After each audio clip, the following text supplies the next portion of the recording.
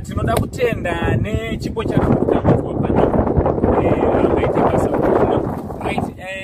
Mungada kuzivisa mhuri yeZimbabwe kuti umu mune chiingoma uye chipo ichi chabva kunani? Chipo ichi chabva kuna Audrey Maibira kana Audrey Shengu.